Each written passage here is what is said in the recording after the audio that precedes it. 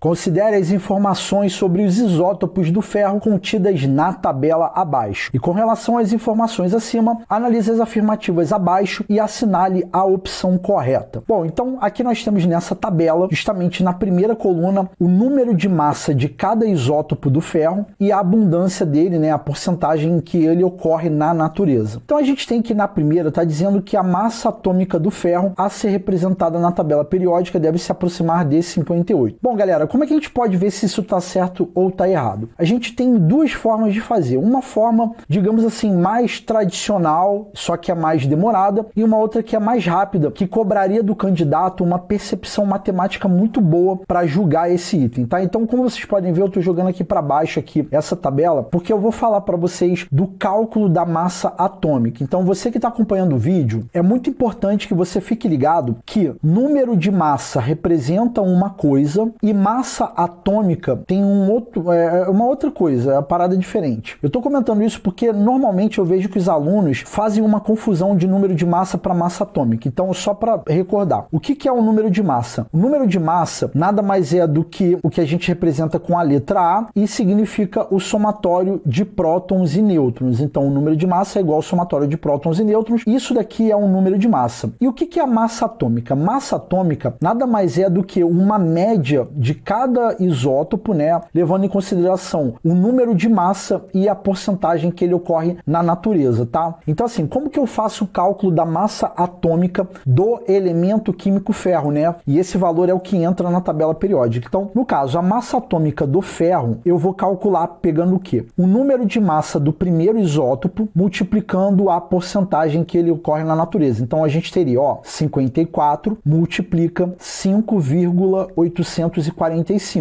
Então esse é o primeiro cálculo, e aí eu vou somar com o número de massa do segundo vezes a porcentagem dele, e aí eu vou fazendo isso, entendeu? Então vai ficar 56 vezes 91,754 mais, aí depois eu vou fazer 57 vezes esse valor e depois 58 mais multiplicando 0,282 e tudo isso daqui dividido por 100, tá? Então você que está acompanhando em casa, se você quiser, você pode tentar fazer esse cálculo que eu estou falando aqui. Número de massa vezes a porcentagem. Número de massa vezes a porcentagem. Somado com o número de massa vezes a porcentagem. Número de massa vezes a porcentagem. Se você fizer esse cálculo, você vai chegar num valor aproximado de 56, que inclusive é o valor que está lá na tabela periódica. Então, se você pegar uma tabela periódica, você vai ver que o valor é próximo de 56. E por que é 56, né? Justamente porque vem desse cálculo, mas esse é o caminho que eu comentei que é o mais demorado para resolver essa questão. Qual seria o caminho mais rápido? O caminho mais rápido é saber que como a maior parte, né, a maior parte da porcentagem vem do isótopo que tem número de massa 56, então a maior parte do denominador vai vir desse cálculo aqui. Porque tipo assim, cara, quanto é que é 58 vezes 0,282? Não vai dar um número muito grande. Quanto que é 57 vezes 2,119? Também não vai dar um número muito grande. Quanto que vai dar 54 vezes 5,845? Também não vai dar um número muito grande quando comparado com esse cálculo daqui. Então a maior parte da massa, ela vem justamente desse isótopo aqui de número de massa 56, tá bom? Então esse seria a segunda forma de se resolver essa questão de uma maneira mais rápida. Então, quando ele diz que deve se aproximar de 58, tá errado, porque na verdade deve se aproximar de 56, conforme as duas visualizações que eu estou mostrando para você que está acompanhando esse vídeo, tá? Então, sabendo que a 1 está errada, eu já poderia eliminar a letra A, que diz que 1 está certa, e a letra E, né, que diz que também a 1 está certa ali no meio das três, né? Então, vamos para 2, ó. Nesses isótopos, o número de prótons é constante. Galera, o que é um isótopo?